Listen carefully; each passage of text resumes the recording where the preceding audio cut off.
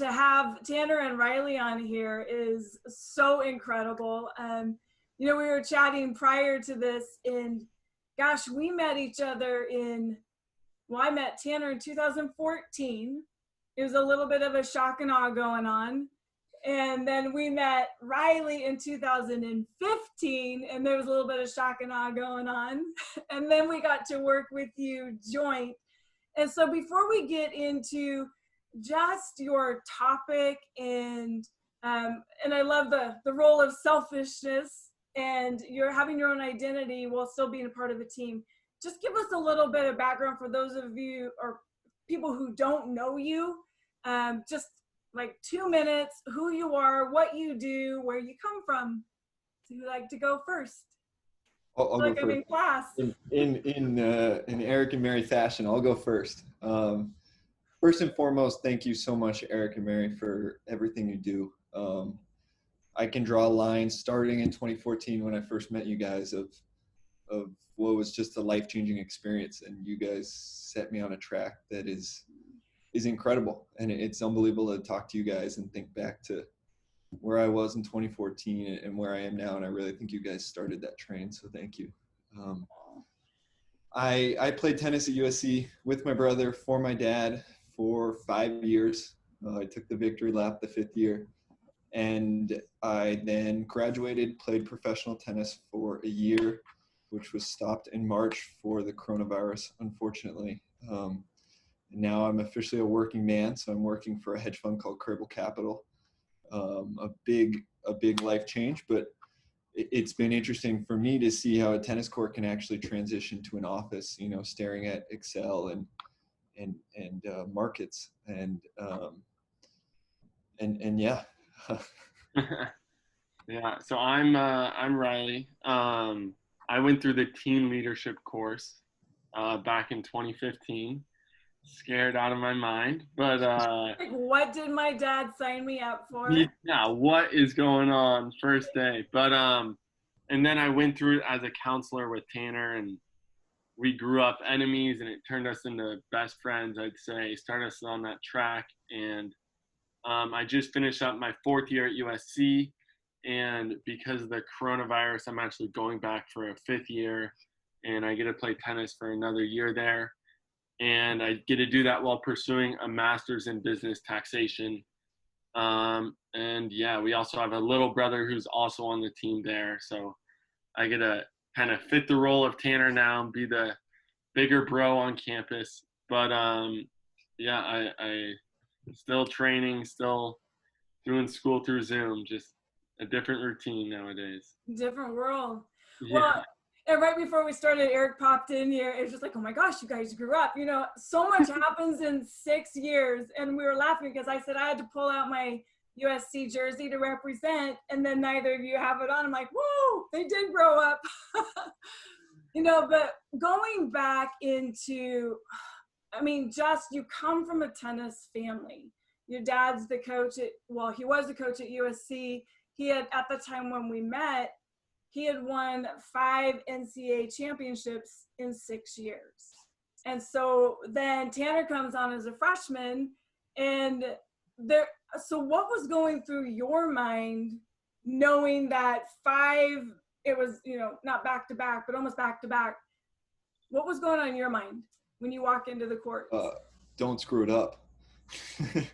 No, it was a huge weight on my shoulders to come in knowing how successful my dad had been, and he had never had, a son play for him. I'm his oldest son, and I knew it was going to be a radical career shift for him in a lot of ways. So I wanted to find a way to help him, and that's part of the reason why I thought this topic would be interesting to talk about. Is it's not easy to have an identity in a lot of ways apart from your dad when he's this, huge figure, especially in my eyes, and has had so much success. And transitioning from, all right, my dad's been successful, how do I help contribute to the team's success was difficult to find at first.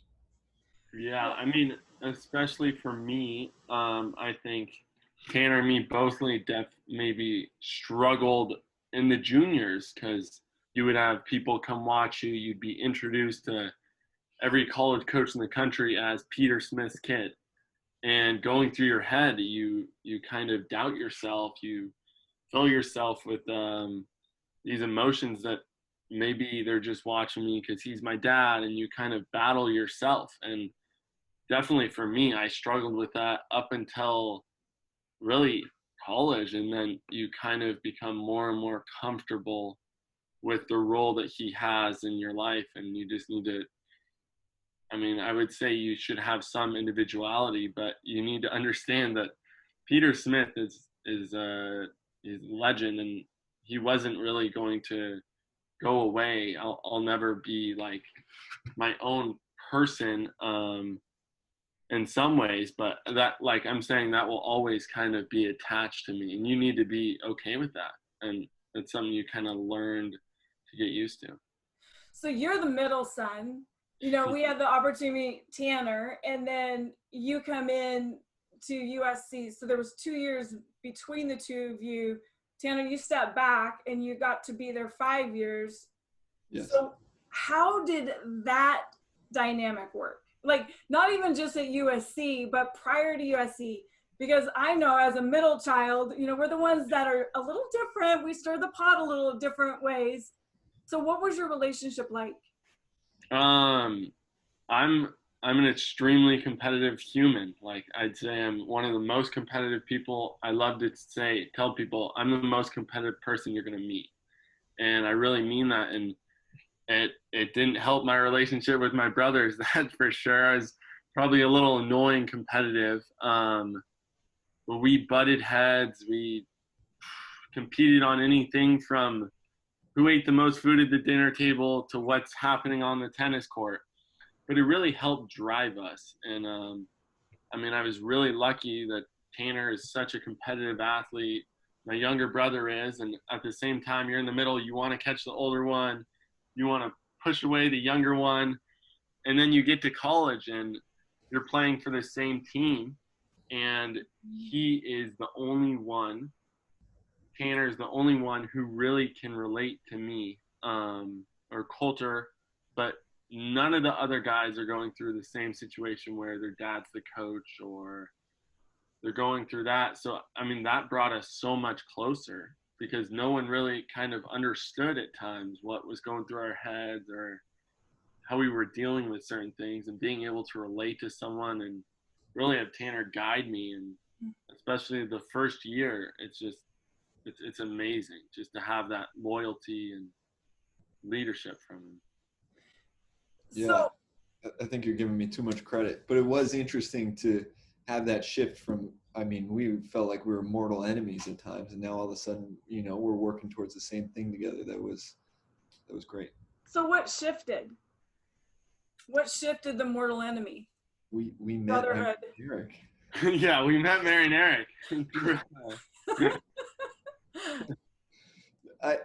I really think that in some ways the odds were stacked against us, and you know, it's not an easy position to be the coach's son, and so we were able to, we had a big common ground and a big challenge that we were facing together, and you know, it's only going to make our lives harder if we're fighting each other and fighting the situation. Instead, we got to embrace the situation and do it together, and we did that right from the start, actually.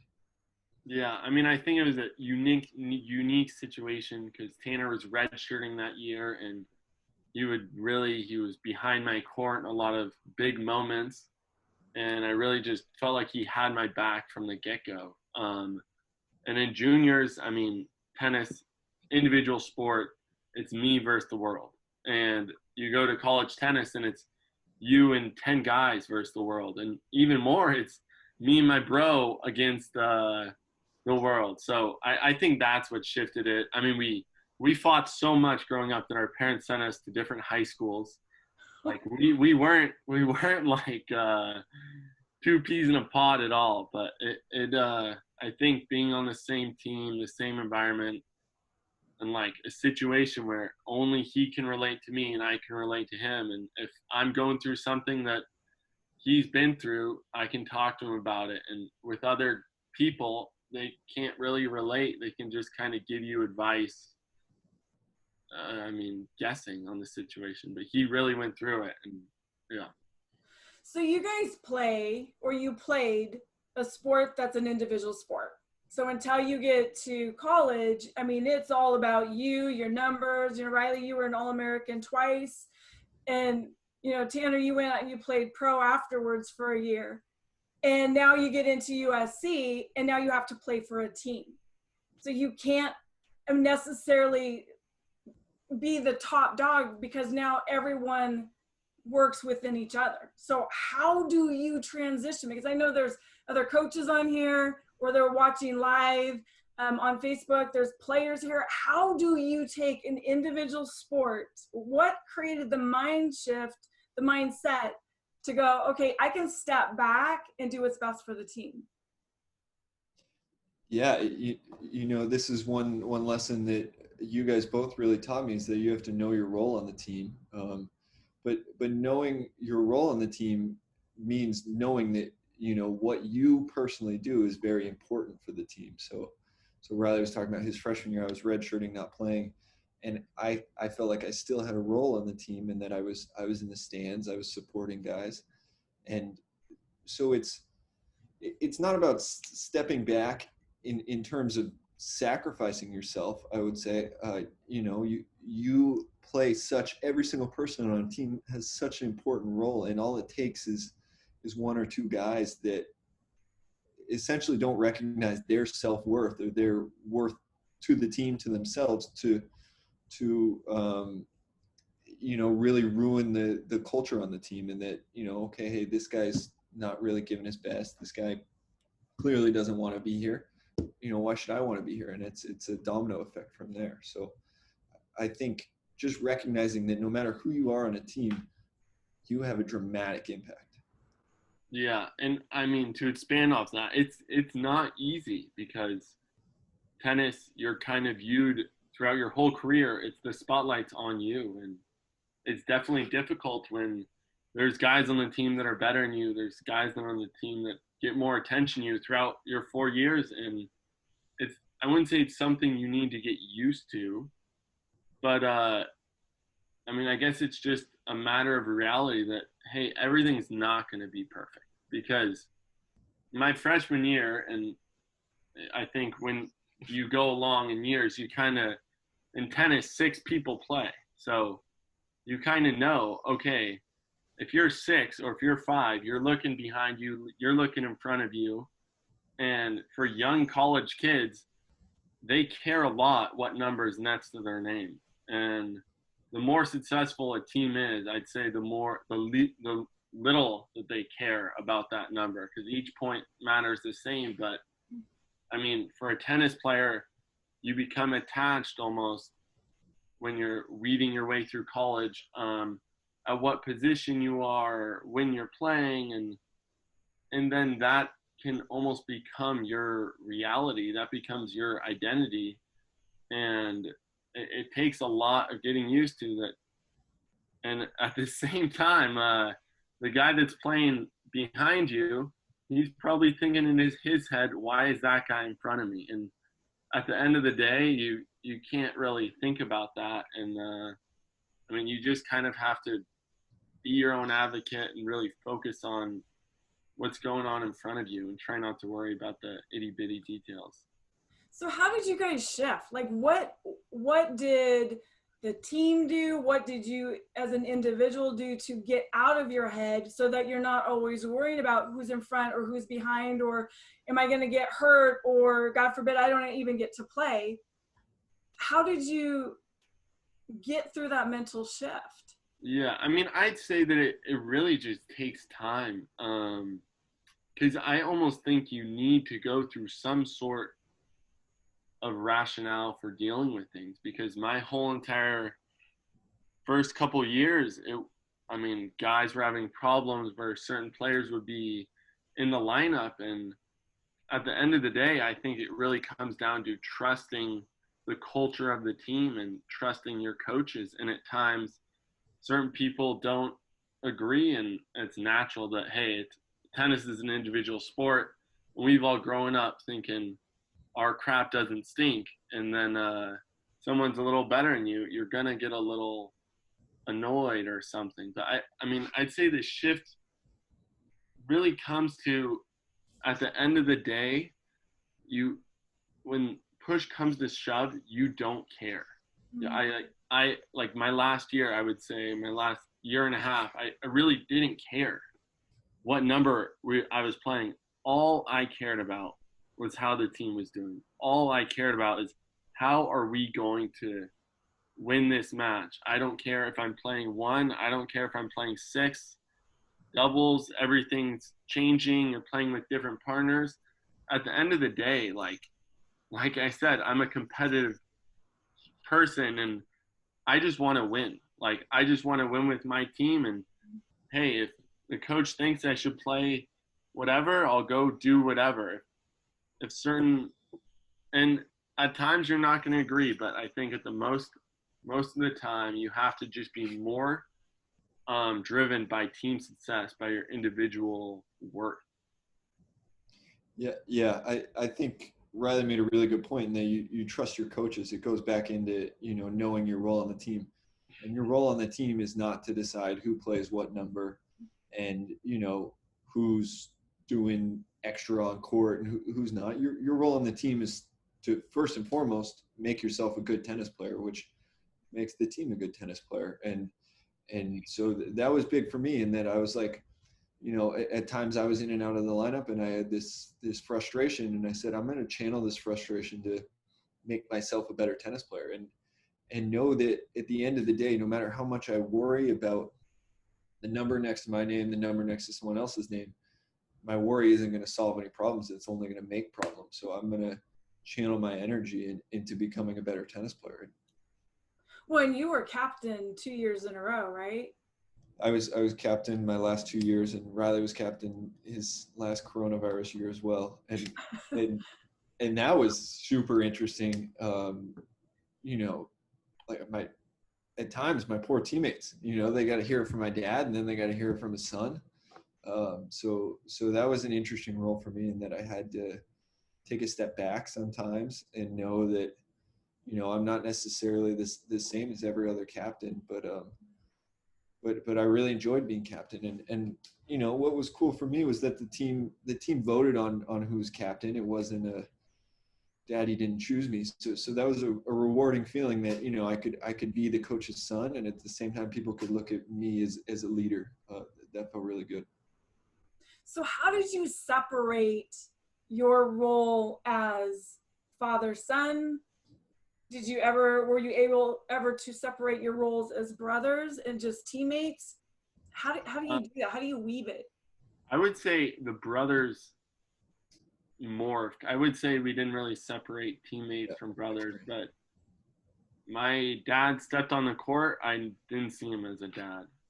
I remember the first week I accidentally called him dad and he lost it because he was worried, obviously, that the way people would react to, and so we called him coach, maybe co for short, or something in between. But I mean, honestly, my relationship with my dad wasn't the best at times, in some ways, but I'd say my relationship with him as my coach was a lot easier.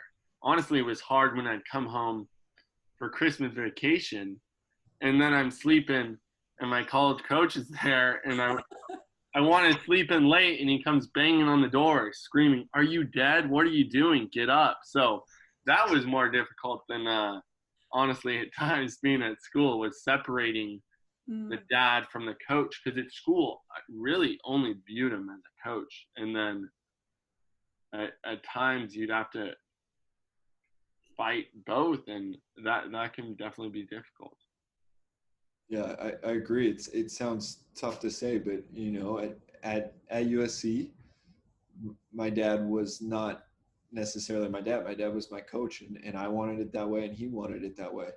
But I guess it ties back into knowing your role. And hey, I'm a tennis player for USC men's tennis here. I'm not Peter Smith's son, and so I shouldn't expect any shortcuts. And just knowing that going in, I think was big. So let's talk about your topic, the role of selfishness on a team. Why is that important to you? I wrote down a couple notes. I'm really excited to talk specifically about this, but you know, pretty much every college team that I witnessed be very successful in school, while in school, their number one goal was team success, but it was how they accomplished it that was so cool to me, in that they were made up of strong individuals, you know, and I would say some of the more successful teams of the 5 teams I was on, we had strong individuals that weren't necessarily all the same. You know, everyone was different. Everyone had different lifestyles, and so they were pursuing their own interests. And the beauty of being on a team is that them pursuing their own interests was becoming better tennis players. You know, training harder for the most part. There's always exceptions, but the pursuit of them trying to become a better tennis player led to a team of better tennis players. And the other side of that coin is some of the more unsuccessful teams that I witnessed, and even some that I was a part of, people were overly concerned with what the person next to them was doing. And you know, that has its place. You absolutely need to all be contributing, you know, rowing in a boat, but the first person that has to row that boat is you, not the person next to you. So knowing the impact you can have on a team, and that impact really comes from what's doing best for you, so long as what is best for you is contributing to the team success, you know, namely becoming a better tennis player, whatever sport you're playing, taking care of your school, is huge. And I think that's what successful teams are made of. Yeah, I mean, it kind of goes back to one of the first days at practice. My dad, I can call him dad now. He's not. I'm at home, but he said, like, all right, we're warming up. What should you be worrying about? You getting a good practice, you and your partner getting a good practice, or your partner getting a practice. And everyone raises their hand and says both should be getting good practice. And he said, your first goal should be, what am I doing to get better? Because if you're doing everything in your power to get better, automatically that guy who's hitting with you is going to be playing better tennis. Or, I mean, it's very strongly influenced tennis. You hit a ball back and forth. If I'm having a crap practice, the guy who I'm hitting with isn't going to enjoy it. And likewise, if the guy who I'm hitting with is working his butt off and we're both grinding some certain drill, you're going to be that more motivated yourself to work in yourself, I'd say. Well said, bro. I love that analogy, right? So what's the difference between selfishness and selflessness? I think that selflessness denies your self-worth. I think it's very good to prioritize team success, but you know, selflessness to me seems like I'm going to sacrifice myself for the person next to me. And what happens if we have a team that's filled with people who are sacrificing for the person next to them is you know, you don't have a team of strong individuals. You don't have a team that is out there on the court fighting for something. You have a team that's kind of passing off that role to the person next to them. So selfishness to me, I don't, you know, there's a negative connotation to selfishness, but to me it means knowing that you have worth as a contributor to the team. And you know, a team is made up of individuals. A team is not a team cannot be a team without individuals. Yeah, I mean, and I'd say that college tennis, it oftentimes than not, it ends up being one person left playing, and you don't really control this. And it kind of, whoever match goes on, if it's 3-all, that match decides it. And I'd say at the end of the day, I wouldn't say it's hard to describe maybe selfishness, but your number one person that you want to be playing has to be yourself. Has to be yourself. And if you're looking to your left or to your right, you're doing yourself a disservice. You're doing yourself a complete disservice. Because you have to love that moment. You have to want that moment. And at the end of the day, if you're hoping, if you're saying, oh, well, this Joe Blow at number one is our best player. Why wouldn't I want him playing? You're doing yourself a disservice. That's my take on it all.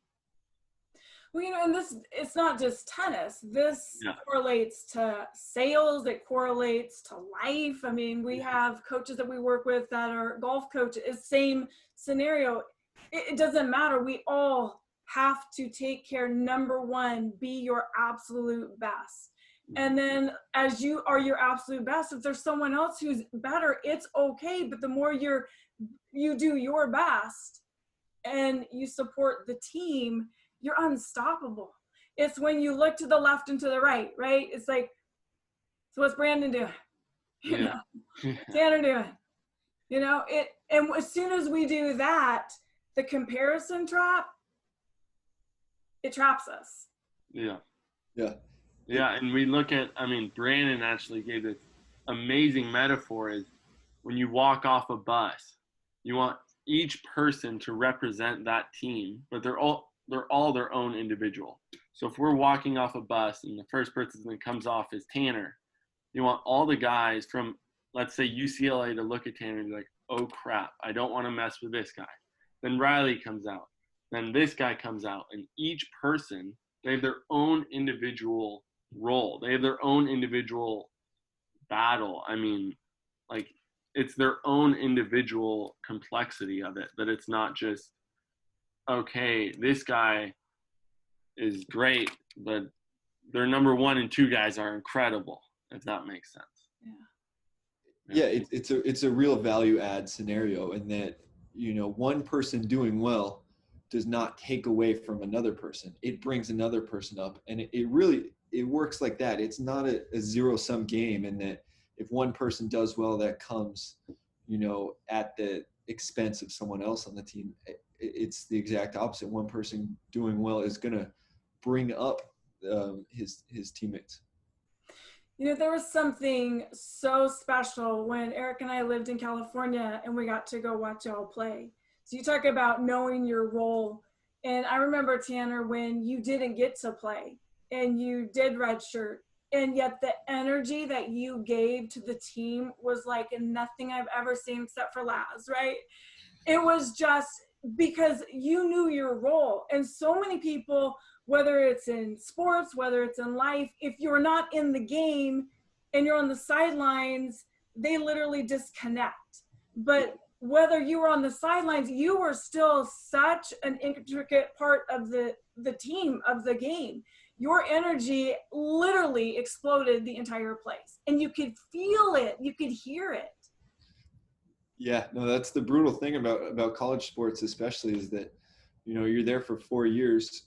Transfers are relatively rare. And, there could be 2 or 3 of those years where you're not on the field, on the court, and knowing that you still have an impact on your team that can add value, is a really empowering way to think about it. I think you can say, oh, I'm not playing, but I have something to give here, and it ties back into that concept of self-worth, and that it's just an incredible way to look at life. I think that there's always something that you can offer if you're thinking like that. So what would you do to encourage people? Because COVID has really there's good things, and then there's other things that have just, people have taken a nosedive. You look at not being able to play, and both of you were on a different track right before, March.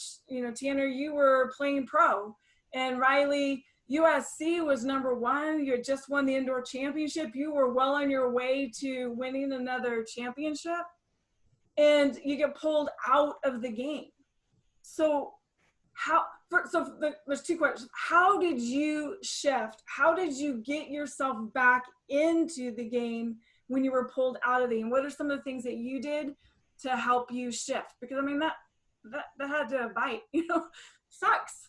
Yeah, it sucks. It sucks at the end of the day. But in my viewpoint, everyone's dealing with it. There's not anyone that's not dealing with this situation. And I think a guys took it easy from a couple weeks or a couple days, But at the end of the day, you got to get up and you got to go do something. You got to go to work. And in my situation, I mean, if you told me a year ago that I'd be in the Masters of Business Taxation at SC, I might laugh. I wouldn't be a betting man there. But at the end of the day, you got to get up and do something that's going to go better yourself. And I don't love, sure, I enjoy this program. I enjoy practice. Are you going to love every moment of it? Hell no. You mean you don't love every moment of tennis?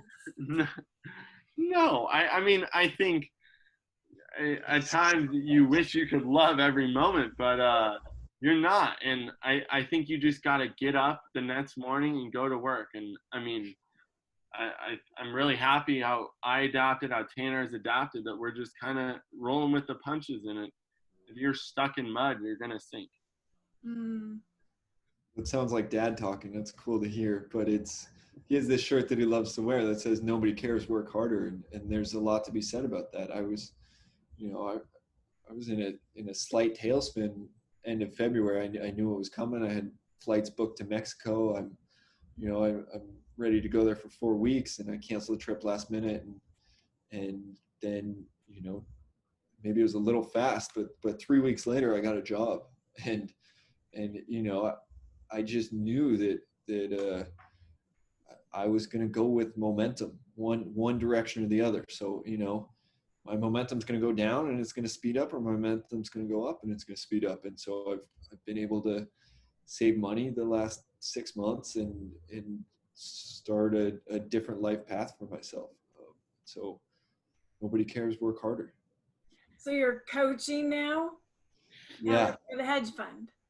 Yes, I'm a tennis coach and working for a hedge fund at the same time, which is fascinating, and I still get a workout, which is really nice. So I haven't lost it all yet, but yeah, no, I'm in a really exciting stage of my life. I think I'm dealing with futures markets as well, and it's amazing to learn about. So before I ask this next question, I'm going to actually open it up. And someone said that it's actually live on Facebook, so that's good. If you have questions for Tanner and Riley and you just want to ask them and not come in live, just put them in the chat. Eric's actually feeding the Facebook, so if you have questions there, just put it there and he'll let us know. If you want to be brought in live and ask them, put it in the Q&A and then I'll bring you in, because we like to make it interactive. So what advice would you give to, whether it's a team, a person who is playing an individual sport that's now on a team, or someone who's in business, because a lot of times you'll see salespeople where it's just them and also now they have to work within the team. What advice could you give to them when all of a sudden they have to shift their role and think more of a team mentality? How can they do that?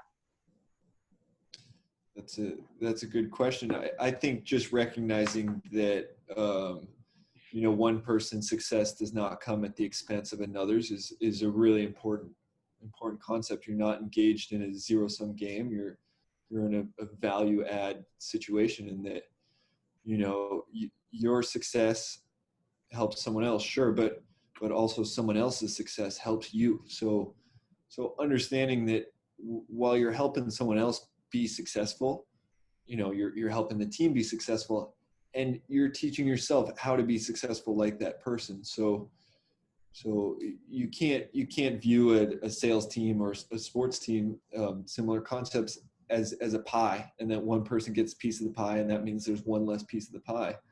I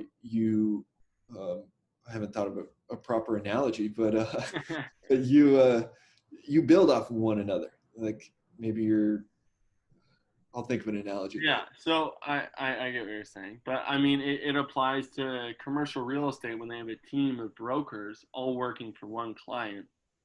And if this pie that Tanner mentioned is going to be worth a lot more, each one of them has a piece of that pie.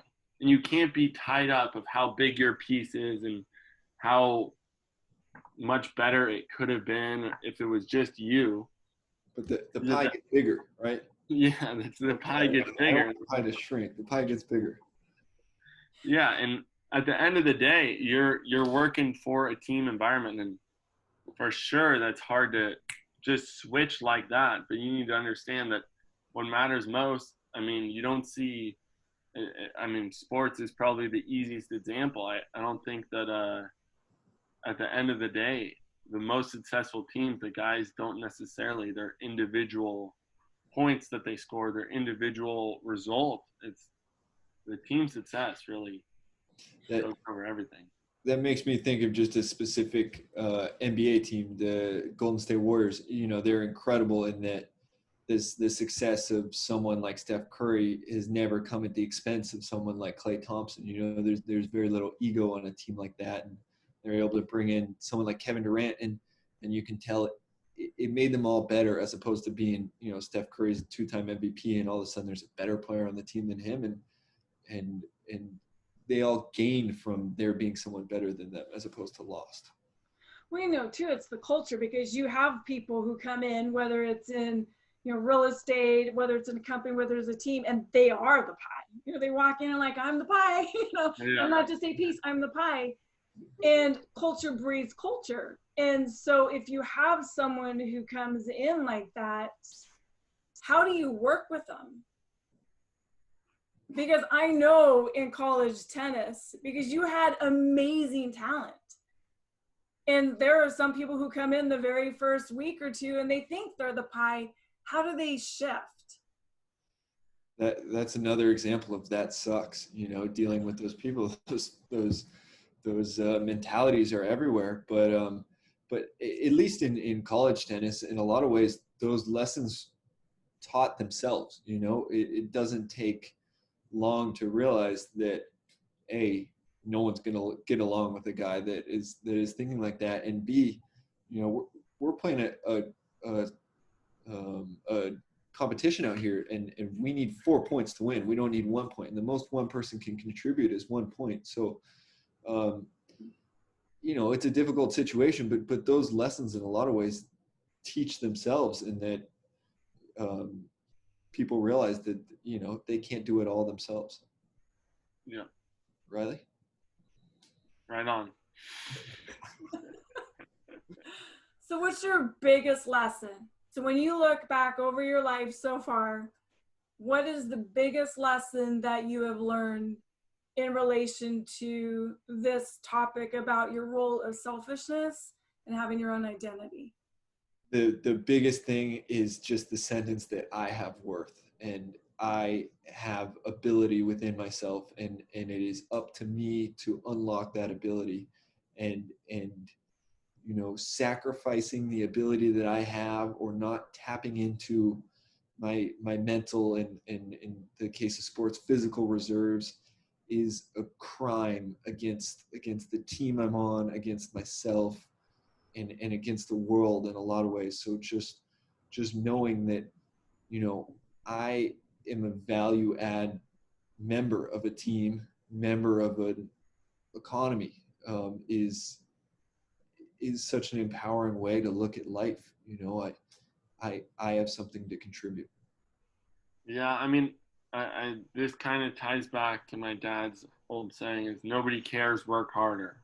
And at the end of the day, if you're not genuine with yourself, I mean, the biggest thing is, for me, graduating college, I really didn't want to have regrets. And I think going out, and you can think these things, you can talk about these things, but at the end of the day, you got to go out and just work. You got to work, and you, like, I would not want anything left out there. And that's why it was really hard that COVID hit in the middle of our season. We won national indoors. It's like the 4th, 5th time we won it as a team, and we're one in the country, and the season's cut short. But at the end of the day, I did everything in my power while I was at USC that I can metaphorically walk away, and I would feel okay with myself. I think the people that have really troubled with leaving it is when they feel like they left something, like there's something that they couldn't have done more. And I mean, growing up, I always battled with nerves, and then I met with a million different people. And at the end of the day, my mindset was always that the key to confidence is preparation. Mm. And if you're not preparing yourself to win, I mean, I'll equate it to tennis. It's pretty easy for me. But when I step on a tennis court and I have a doubt, or if I know that, hey, I could have worked harder, I didn't go to that lift, I didn't do something more that I could have done, it's so hard. I feel like it would be so hard to live that life that just don't leave any stone unturned in what you're doing. Mm. I've been reading this book by Joshua Metcalf, and it was Chop Wood, Carry Stone. It's just a really easy, like a parable, and there's so many great things, and it's talking about the process, right? It's never leaving anything, but you focus on what you can do today. How do you be your best today? And it's learning the lesson. And one of the things this morning, it was, what is the difference between a goal and a mission? You know, the goal, actually, a lot of times when we focus on a goal, it sets us up for failure because it leaves so many things that are out of our control. I'm going to win the NCAAs. Well, you know what? How do you know you're going to win the NCAAs? You can't control that, but you can control what you do every day, right? Yeah. But the mission is truly what you're talking about. It's so much bigger than just what you're focused on getting. It's how you show up. It's who you are. It's your character. And I have to say, both, you know, Tanner and Riley, I actually sent your mom a message, and I just said, the two of you, your character and who you are, amazing humans, amazing. And just to watch the growth in the past 6 years is just, it's inspiring. I don't, you know, we get to work with a lot of people, and I don't want your heads to get big. That's not who you are. Way too late for that. I know. But it's, you give hope for just our leaders of today.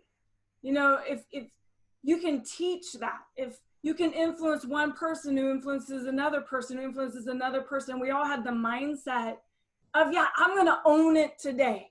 I'm going to be selfish, and I'm going to set myself, I'm going to do the absolute best I can today, and know that when I do that, man, I leave nothing in the tank. There's no regrets. The people around me, they come up, and we never shortchange each other. Yeah. And I mean, I think all of that really stems from the leadership class that I went through with you guys, and what I did with Tanner is that, all right, you have this idea, it's a leadership class, like, what are you going to do? And at the end of the day, you can talk about it all you want, but until you go through it, you're not going to really experience it. And I think that that's something that a lot of people struggle with or conceive themselves with, is they have this great idea, like, all right, let's win it this year. Let's do it, guys. Let's do it. And like, no, let's go to weights tomorrow and sweat our butts off and go to practice and have a great practice. And I mean, at the end of the day, you have to focus on what you're doing tomorrow, because no one really cares. I mean, obviously it's great to have a goal, but that, like, having this vision isn't going to get you there. It's the work that is. And thank you so much, both Eric and Mary. I mean, you want to talk about an impact on the world. If I look at the impact you've had on me and Riley, you know, we're a drop in the ocean of your guys' lives. So thank you so much. You know, you guys have impacted the world, I'm sure, more than we could calculate, just through us, you know, and that you've helped us so much. And so that spreads a small network. And I'm sure you guys have, I don't know, 50,000 networks like that. It's incredible to think about. So thank you both. Yeah. We're just honored to know you. Just no. honored. And anything, like, you know, just anything, whatever you need, we're here. So we're actually going to close it up. I know Tanner has to get back to work. And just, again, thank you for your time, your insight. We're going to put this on a YouTube so your dad can watch it. I know he's out there with Stevie right now. And just thanks for being examples. No, thanks for everything, Mary. Thank you for really- having us. Sorry I have to leave early. That's okay. Hey, Riley, who are you? I'm a champion. Champion. Oh my gosh, that was the funniest thing in your circle right before it was regionals, right? Right. We're talking like, who are you? And all of a sudden the whole team yells, I'm a champion. Everyone's looking around like, what is happening What right is now? wrong with these Trojans? Oh, my God. I know. Well, have a great rest of your week, and we will stay in contact. Awesome. Thank you. Thanks for everything, Mary. All right, guys.